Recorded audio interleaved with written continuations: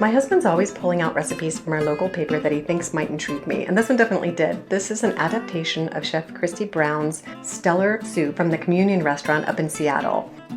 Initially, I was intrigued to make the soup because of its nutritional balance and its versatility for any type of diet. It actually started out as a vegan recipe, but can be adapted and readapted to suit all dietary preferences. It's also one of those recipes that can be adapted to the season. It's perfect chilled in the summer or served warm and comforting in the winter. Now that I've gotten you excited about making this recipe, how is it at all relevant to skincare? Well, glowing skin starts with nutrition, as we well know. What we eat and how we sleep is reflected in our skin. It's so important to feed our soul as well as our skin, and for me, this soup just does it all. Its nutritional balance and great nourishing ingredients just feed my body from the inside out.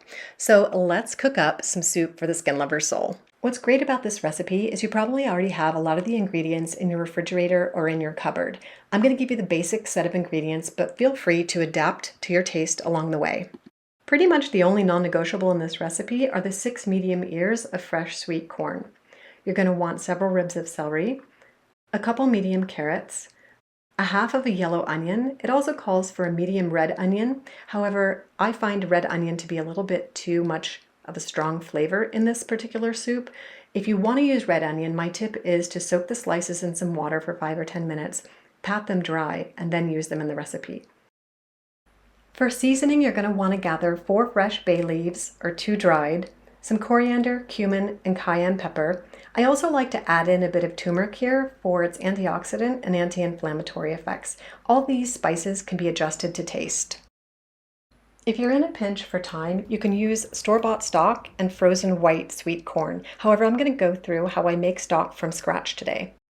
You can choose to add in additional protein. I'm going to be using a couple pre-cooked chicken breasts. You can also add in tofu, chickpeas, any protein of your choice, or just skip it all together.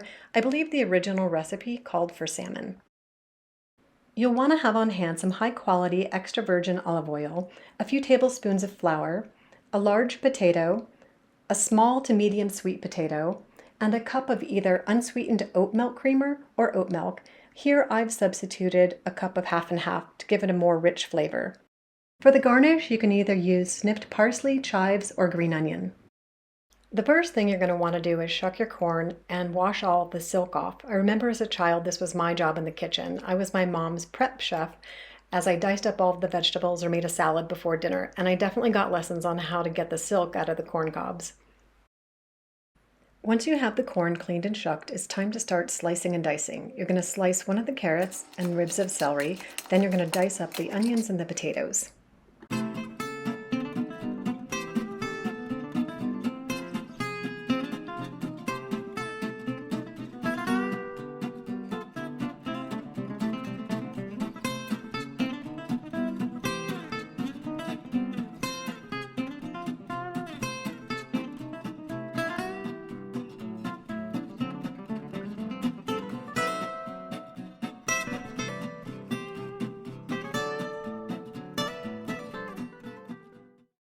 With the boring chopping done, take each ear of corn on its butt end and stand it up on a tray or the bottom of a large shallow bowl.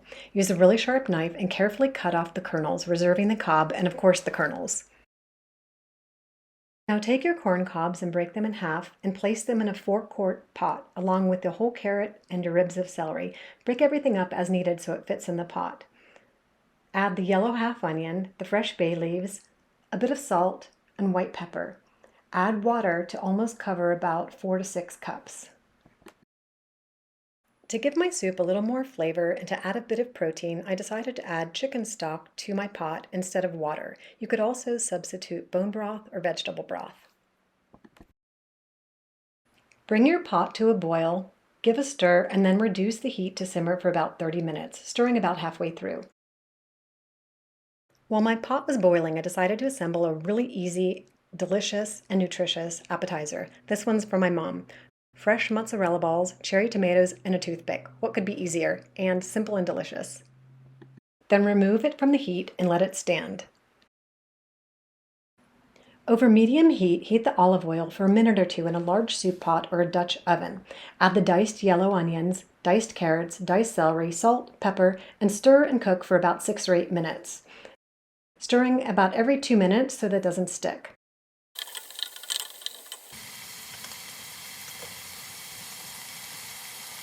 Sprinkle on flour, stirring another 1 to 2 minutes, and then remove from heat.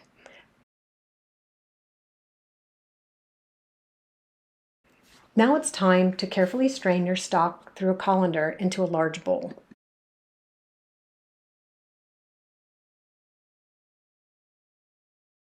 To your large pot of simmered vegetables, you're going to add the potato, the sweet potato, a teaspoon of salt, a sprinkle of white pepper, your bay leaves. Cover it all with enough of the strained stock. Then bring it to a boil, reduce to a simmer, stirring about every 5 minutes, and cook for about 15 until the potatoes are tender. Then you're going to add the oat milk or your half and half, the corn, the spices, and then stir. Season lightly with salt and pepper to taste.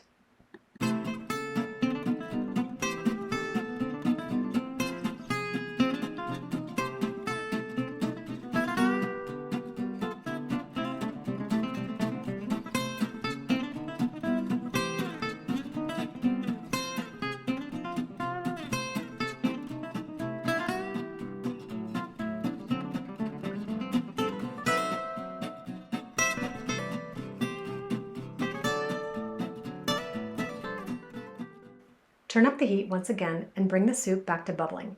Then reduce heat and simmer and cook for about 15 more minutes. After that point, you can check for taste and flavor and add more water or stock if it seems to be getting too thick. Then you're going to turn the heat back down and cook for about 15 more minutes.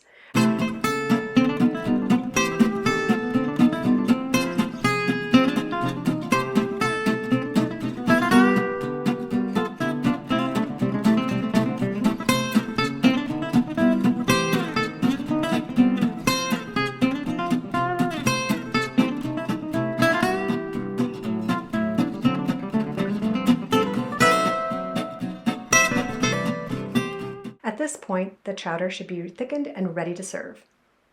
One of my favorite ways to garnish this soup is with a few slices of avocado and some spring onion. Avocados are rich in omega-3 fatty acids, the good kinds of fat that are great for our skin and our health.